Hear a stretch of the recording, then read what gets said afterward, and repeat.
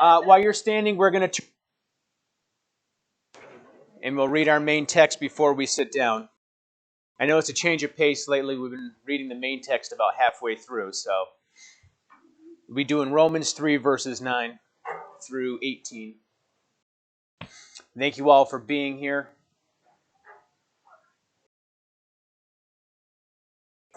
It's tough to put into words the feeling of worshiping with a group of people. You can worship at home, and if you're not, I suggest you do. You can sing at home. Yes, sir. You can spend time with Him. Yes, sir. But there is something about being in a group of His people, singing and worshiping Him. Romans 3 verse 9 starts with, "What then? Are we better than they? No, in no wise. For we have before proof, both Jews and Gentiles, that they are all under sin. As it is written, there is none righteous, no, not one. There is none that understandeth, there is none that seeketh after God. They are all gone out of the way, they are together become unprofitable. There is none that doeth good, no, not one. Their throat is an open sepulchre. With their tongues they have used deceit. The poison of asps is under their lips, whose mouth is full of cursing and bitterness. Their feet are swift to shed blood. Destruction and misery are in their ways, and the way of peace have they not known. There is no fear of God before their eyes."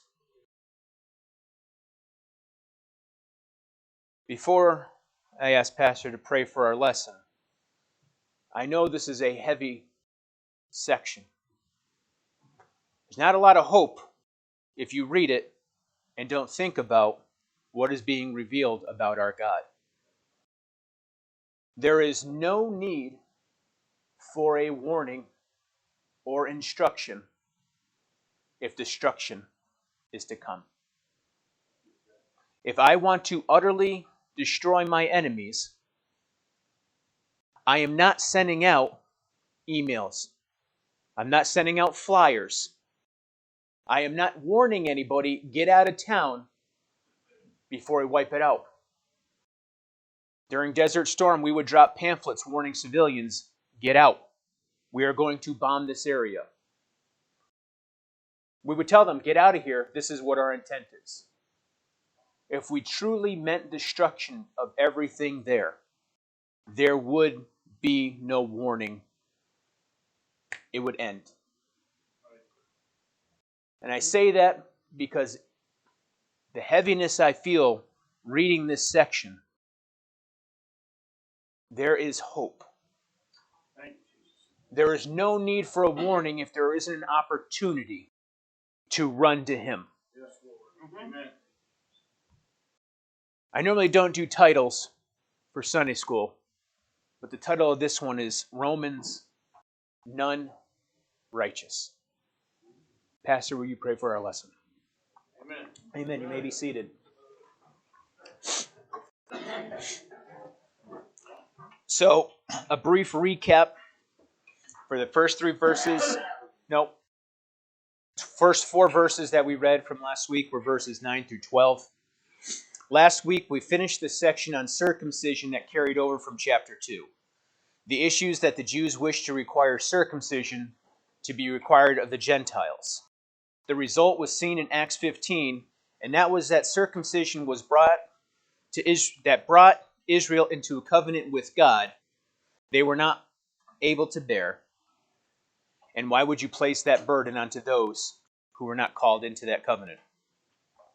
However, it is the same I Am who revealed Himself to us by the incarnation of the Lord Jesus Christ, and the requirements to us while we're not in covenant are the same. Walk before me and be perfect, because He is the I Am. Very popular verse and common verse here, and slight agitation because we often herald 2 verses down and miss the foundation, is Acts 2:36. Therefore let all the house of Israel know assuredly that God hath made that same Jesus whom ye crucified, both Lord and Christ. He is the same God who declared to Abraham, I am, walk before me. He is God, and therefore we are to walk before him. It is an imperative command. It is necessary. The circumcision of the heart is what is needed. Paul then has what I like to call the Eeyore discourse. And what I mean by that is, why bother? Because the question is, what benefit then is it to being circumcised? What benefit is it to being his people? The answer is, first and foremost, his word has been revealed to you. Paul continues with, well, does unbelief change God? Does it change what he's required? Does it change his command? Absolutely not. But what if our unbelief just shows how faithful he really is? Isn't that a good thing? No, because he has declared his ways, and we follow him as he has declared. And Paul's summation to this section that we read is, so are we better than them? Absolutely not. Because it is written, there is none righteous, no, not one. There's no exception, there's no carve out, there's no bell curve to Christianity. The word none is as inclusive as the word all. Verse 11, there is none that understandeth, there is none that seeketh after God. There is none that understandeth, because we are not attentive to him. They seek their own. If they seek after God, it's not to seek him. It's to provide that means of escape. 12 continues, they are all gone out of the way. There are none become unprofitable. There is none that doeth good, no, not one. They follow their own way. Not God's way, our way. The result is they are no longer profitable. They no longer function as intended. I mentioned last week is how I have pliers and screwdrivers and a hammer, and everything can be a hammer. But the tool that I used to be a hammer at that time is no longer profitable because it's not serving its purpose. I have a hammer designed to hammer. If I use the screwdriver, it's not going to work as well. I'm going to break the chip. I'm going to chip the handle.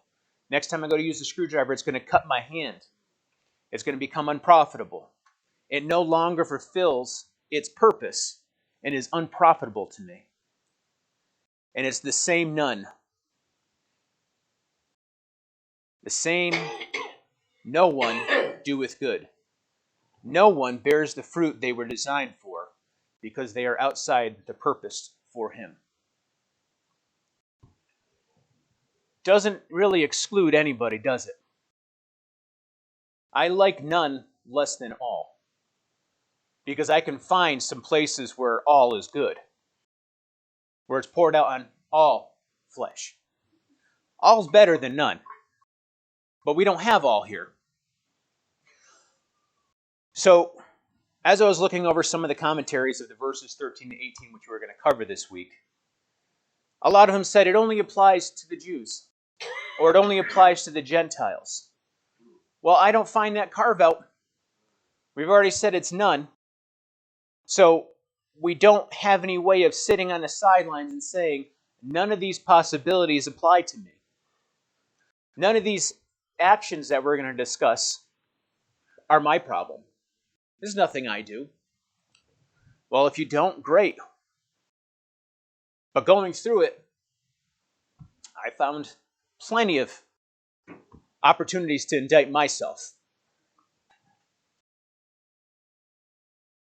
But again, it's not designed to condemn us. And instead, they are designed to point to areas in our life that do not align with his call on our lives. They are there to reveal who he is compared to who we are, so that we can recognize that we are not him, that the shortcomings in our lives can be changed by giving ourselves to him, his direction, and walking in his ways. It is an opportunity to hearken to his correction before destruction. Verse 13 reads, "Their throat is an open sepulchre.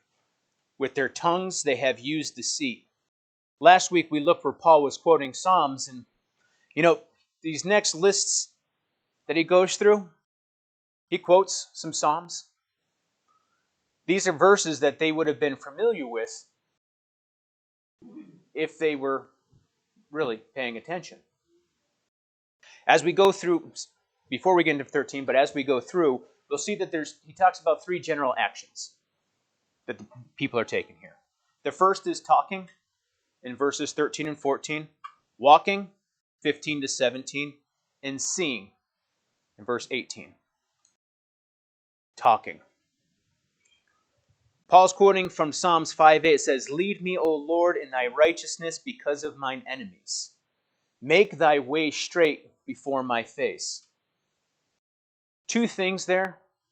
He recognized, one, who God really is. The cry out to, "O Lord," and the recognition that his path or his ways were not straight.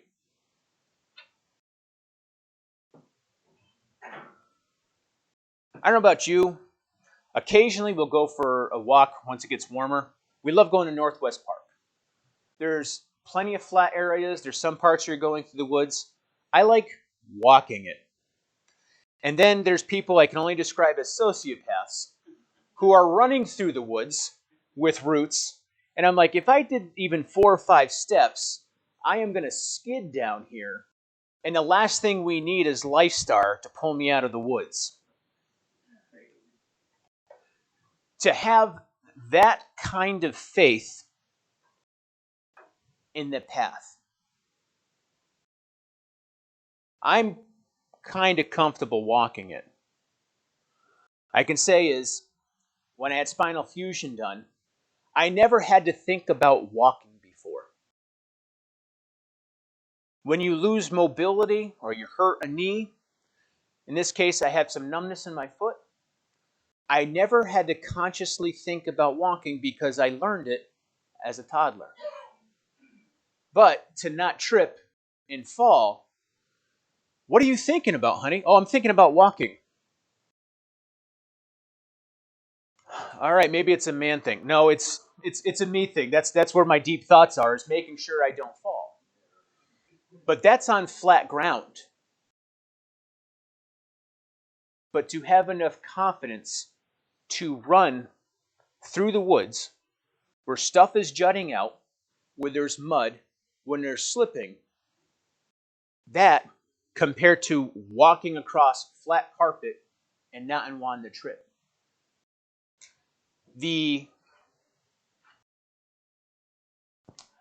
Missing the word here, but the faith, to use it, to walk across versus the faith to run on some unproven ground to me.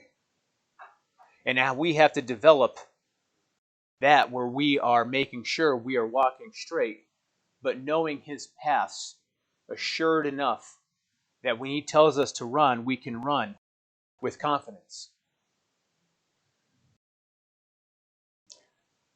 For there is no faithfulness in their mouth, their inward part is very wickedness. Their throat is an open sepulchre, they flatter with their tongue. Destroy thou them, O God, let them fall by their own counsels, cast them out of the multitude of their transgressions, for they have rebelled against thee. First, there is no faithfulness in their mouth. They have no ability to speak the right thing. And he's talking about those that are wicked. They flatter with their tongues. I was reading Robert Alter's translation, and I like it. It says the translation of the smoothness of tongue is literally, they smooth with their mouth. Now that sounded like some 70s jive talking, but they smooth with their mouth, meaning their language is a slippery slope into the grave of their throat. Now, the imagery that came to my mind is, if you have a sepulcher, that's a grave. You don't typically leave those open. You leave those open, you start getting some flies, you start getting some stink. The reek of death is there. But the imagery of their throat is an open sepulcher, literally breathing out the death in the grave. What does that say about the wickedness of the heart? It says, out of your heart, your mouth speaketh, it brings out the treasures of it. So if the throat is that open sepulcher, what are you breathing out? Death. To be consumed. And it doesn't speak very highly of that, but also verse 10 says this is rebellion. Their throat, they're speaking, their heart is rebellious. They lie with their mouth, and there is a stink of death. Not very flattering words here, Paul. And he says, the poison of asps is under their lips. Now, asp could mean snake, any variety of snake. I think there's like 4 or 5 different varieties of snake can refer to, so it's not necessarily saying it's this type of thing. But we didn't have the modern medicine we have, so a snake bite was fatal. Period. I don't think they were running around with a lot of anti-venom on them. You get bit by a snake, that's it. It says the poison of asps is in their lips. That's not a good picture either. It's literally with their speaking, their mouth is poison, it will kill you. That's from Psalms 141-3. Deliver me, O Lord, from the evil man. And so what this Paul's talking about is that brings to the people who have that poison in their lips, evil man. Preserve me from the violent man. Not good categories to be in. To be evil or violent. Which imagine mischiefs in their heart. So, again, the imagery isn't just they occasionally get into mischief, like a teenager gets into mischief, or a child gets into mischief. That's not the imagery here. The imagery is that mischief is a part of who they are. That is their character. That is what's in them. They seek to war. They wait for a cause to go to war. They have sharpened their tongues like a serpent. Now, that doesn't mean they went and clipped their tongues, but almost like you would a knife. You want to hone it so that you have a sharp edge. You want it so if you're hitting that tomato, you're not sawing back and forth through the skin. You want to gently glide it and it just opens up. A sharp knife is what you want. Otherwise, why have a knife? Unless you're spreading butter or peanut butter, I guess. But a general knife is to cut stuff. And when you want it, you want that edge razor sharp. You want it to do what its purpose is. For the wielder, a dull knife is the worst thing you can have because you will injure yourself.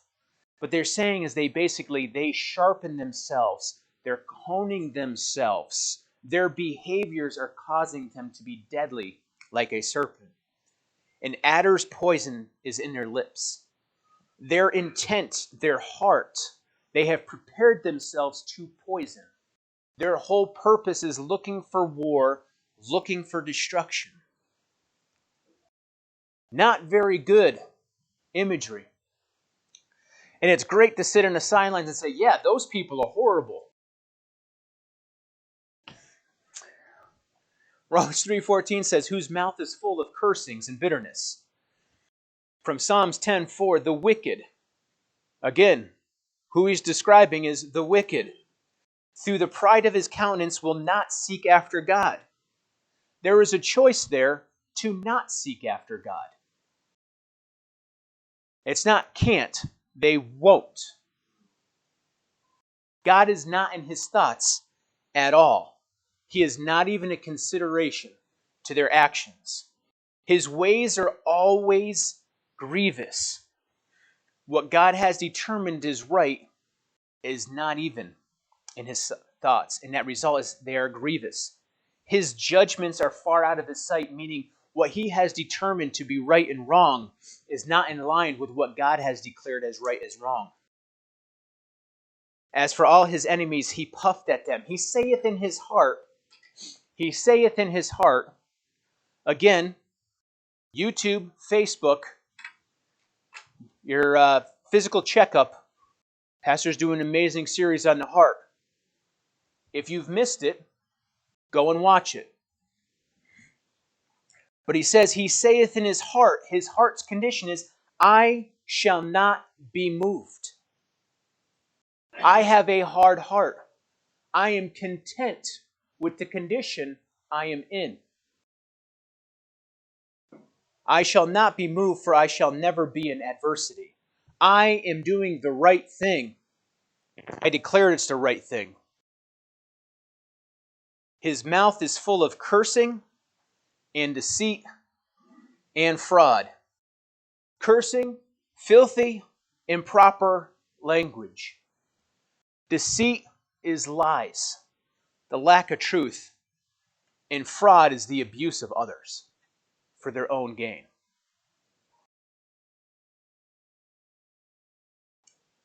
I have to laugh at that one. We do C-level interviews, so we, executives and stuff like this. And one of the questions always that we ask a company is, are you aware of any fraud at your company? I have yet to have any executive go, well, let me tell you about all the fraud we have. I've been waiting for you to show up. I cannot. It's absolutely not. I mean, we have outside actors, but we are like, because even ourselves, do you have any fraud? Well, absolutely not. I don't have any fraud in my heart. I am just perfectly upstanding. I am not a fraudster. Under his tongue is mischief and vanity, seeking an undesired end, and vanity is to exert in vain. His tongue profiteth nothing. He sitteth in the lurking places of the village. In a secret place doth he lie in wait secretly as a lion in his den. He lieth in wait to catch the poor. He doth catch the poor. When he draweth them into his net, he croucheth and humbleth himself that the poor may fall by his strong ones. He preys on other people. This is the wicked. This is those that are full of cursing and bitterness. If we have cursing and bitterness within our hearts, without him, we are the wicked man.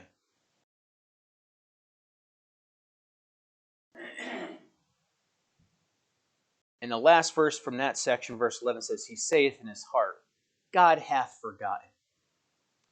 He hideth his face, he will never see it.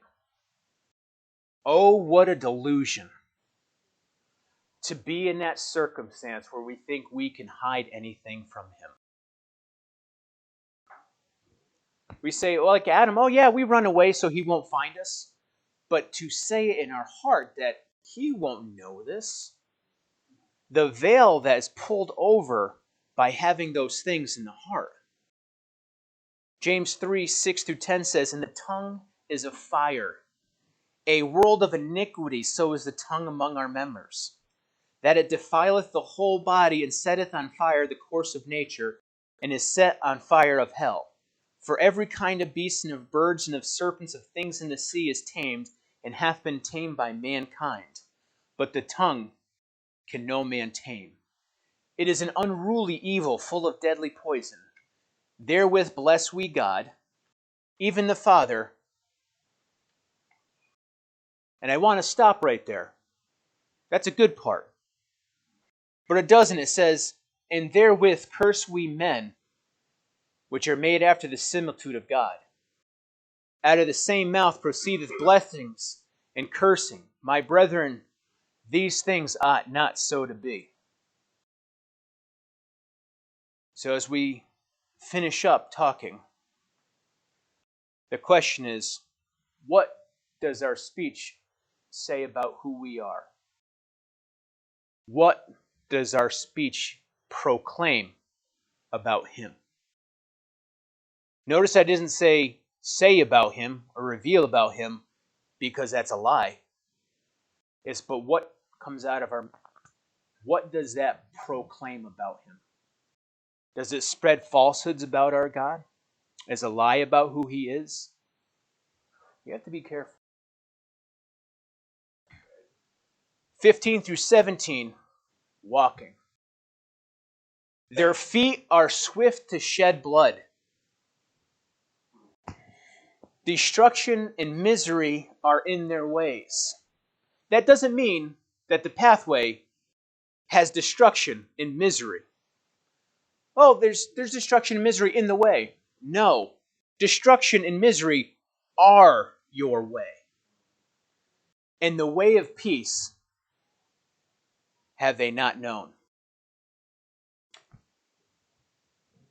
Isaiah 59:1. Let me just double check to make sure I got that reference right. I copied and pasted here, so. I love the first verse. Another great first verse. And then the rest of the chapter comes after. And we love to proclaim this first verse. It's a mantra for some of us. It's fantastic. It's good. The blessing's there.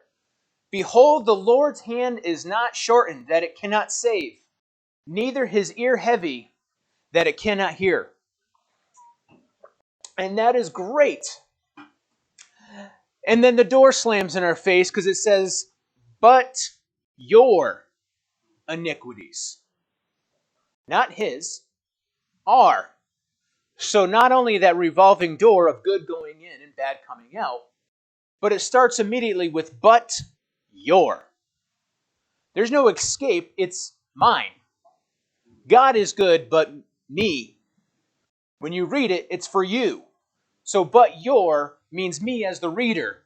But my iniquities have separated me from him. And my sins have hid his face from me, that he will not hear.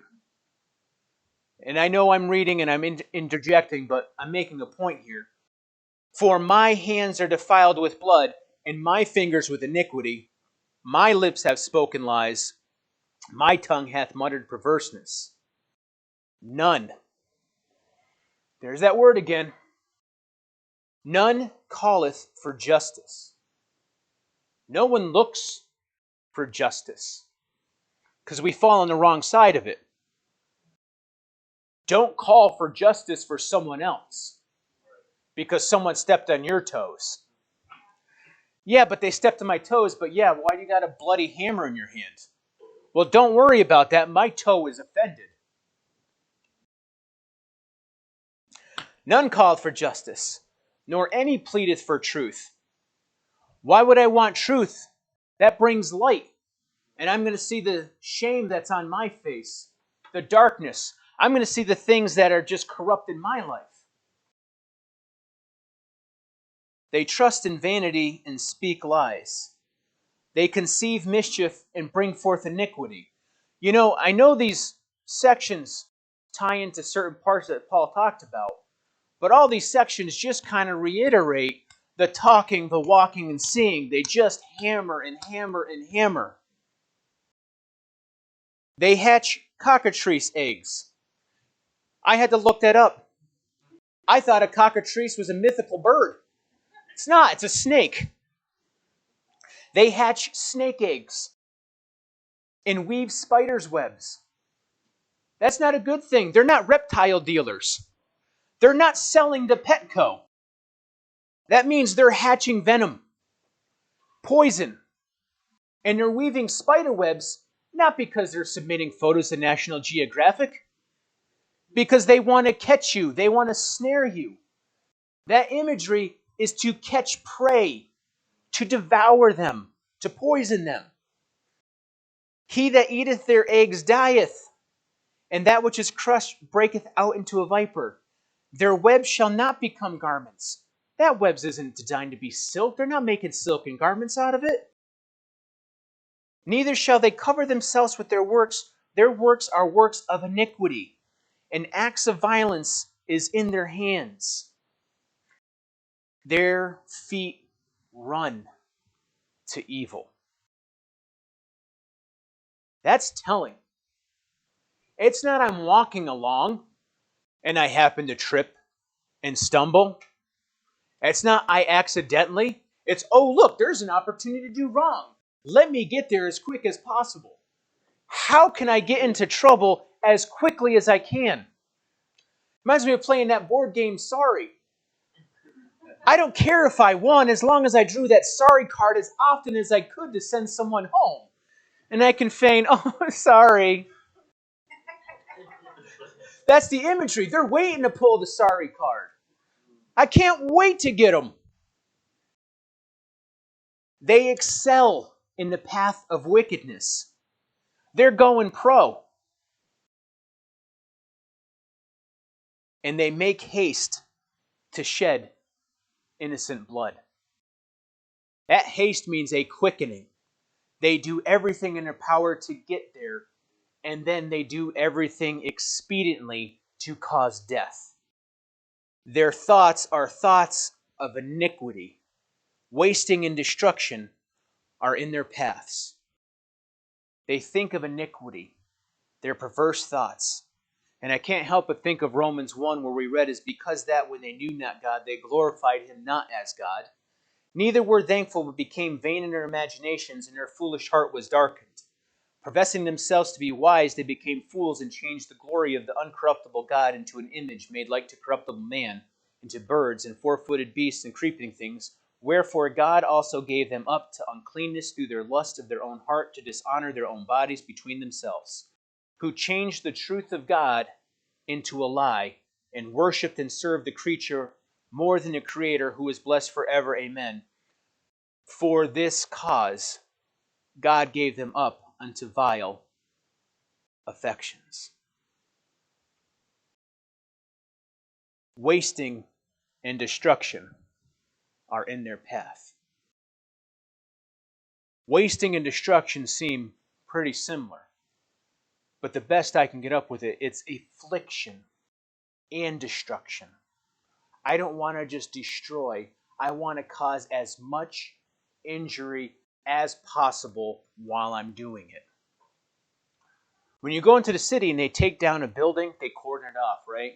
They have engineers come in and think of the best place to detonate the pillars so that the building will collapse straight down. Because you want to create as least disturbance as possible. Yeah, you're going to have dust in the air. There's some unfortunate with destruction. But it's designed to come down straight so it doesn't knock down other buildings, so that there's no loss of life. It is controlled. That's not what this is.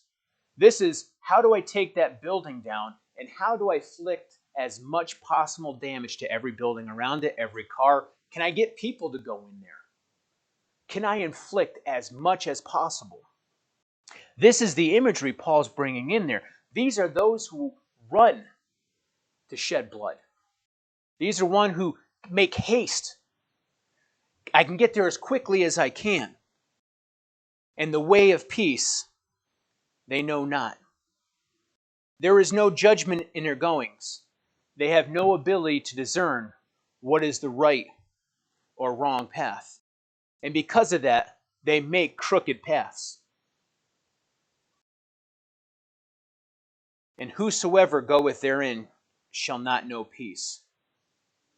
The unfortunate thing is there's those that follow, that see that example.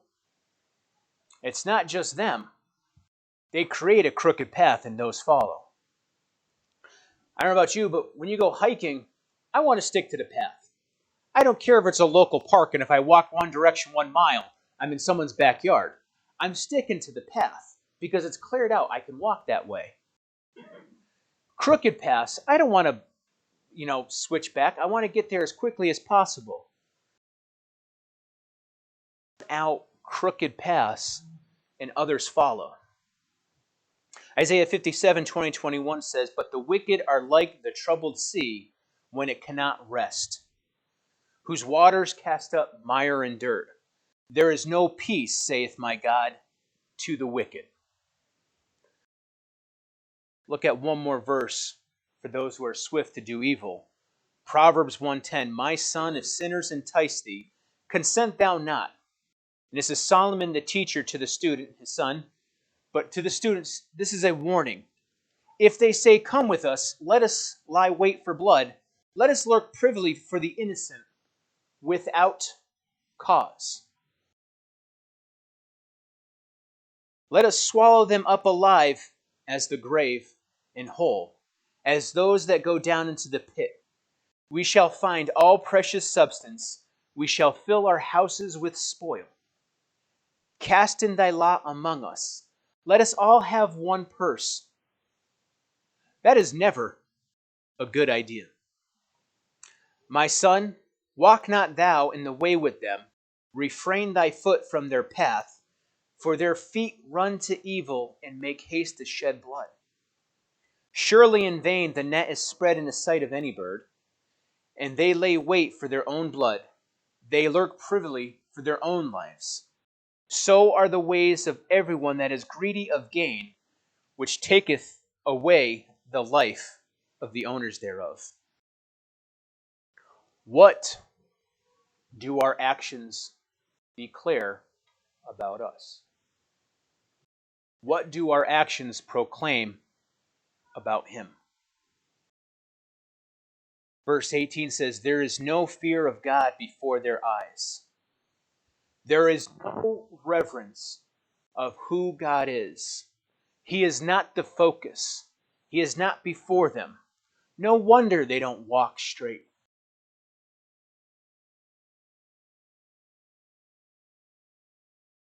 I forget who told me this, but they were talking about walking a straight line.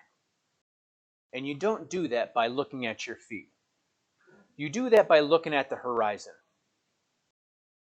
I guess if you're in the Enfield Mall and you walk on the same tile, as long as the tile guy was solid, you might get somewhere straight. But if you're focused on your feet or something in front of you, you're going to bump into stuff. I'm sure no one has ever bumped into stuff at random at all, walking around or almost getting hit by a car by focusing on something in front of their face. I'm sure that never happens to anybody, right? Full disclosure, I have a favorite clip that every time Sherry shows me, I cannot help but laugh. There's a kid, he's like, "So what, you have a Death Star Lego set, but can you chug a whole can of seltzer in one go?" Chugs the seltzer, and, "Oh, I don't know what to do. And he's panicking, and he turns around, and there's a half-closed garage door. And it is one of the classic hollow metal ones. So when he hits it, there's an audible tang, and then the rest of the seltzer comes up. Thank you. But it's funny to me because, well, we're not going to go into why it's funny to me. But he panics. There's no looking of where he's going. "I just got to get out of here." Well, why? "Well, I'm just not comfortable where I am." Okay, so where are you going? "Well, I'm going to run into the half-closed door that's been half-closed the entire time that I've been here." "Yeah, but you know it was there." "Yeah, but I was panicking in the moment because I was uncomfortable." Where was the focus? Was there any focus on the circumstances that he was used to? There was no focusing on knowing what was there. And I'm going to say that because it looked like the classic garage door, meaning that it looked like it had broken halfway down, and Dad was going to fix it last year. That's the imagery at least I saw was, hey, we'll get it eventually. It's just storage. But it wasn't a surprise until he walked into it, because he lost sight of everything that was around because of immediate pending. How often do we forget about where we are when circumstances arise and we panic? Nothing that we do is going to alleviate that circumstance. But what does it cause us to do? It causes us to panic. Think of that lion roaring. It's to get you to go run and do something. Panic. Freak out. Instead of, where am I? Whose hand Whose hand is on me? Who am I looking at? Who is my focus? If I can draw your focus off, you're distracted. You're going to walk into a wall. You're going to get hit by that car because if you're distracted, and this is not a public service announcement, please don't. It's just an example that we can all relate. It's very easy to walk into something when you're looking at something that's immediate instead of looking at the long term. There is no reverence to God in their paths. Psalms 36:1 says, "The transgression of the wicked saith within my heart that there is no fear of God before his eyes." Job 28:28, and unto man he said, "Behold, the fear of the Lord, that is wisdom, and to depart from evil is understanding." Proverbs 1:7, "The fear of the Lord is the beginning of knowledge, but fools despise wisdom instruction." Proverbs 9:10, "The fear of the Lord is the beginning of wisdom, and the knowledge of the holy is understanding." Ecclesiastes 12:13, "Let us hear the conclusion of the whole matter. Fear God and keep his commandments, for this is the whole duty of man." Fear isn't that, oh no, what's he going to do to me? Fear is a proper reverence for who he is. Yeah. And we cannot lose perspective of who he is. So the question is, what do we focus on? What does that demonstrate about us? And if he is our Lord, what does that proclaim about him? Paul makes a pretty neat package of his argument here. Verse 12 is, "They are all gone out of the way, they are altogether unprofitable. There is none that doeth good, no, not one." Now, it doesn't end where we're ending today. But again, there is no need of warning if destruction is assured.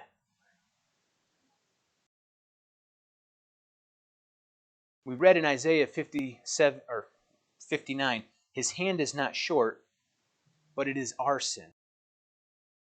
We can't, but he has provided. We are without excuse because while it did separate us, his hand is not short. And he has provided a way to correct relationship with him. So, as I close, today is a call to examine ourselves and look at him. And to sum it up again, here are the questions. What does our speech say about what is in us? What does our speech declare about him? What do our actions declare about us? What do our actions proclaim about him?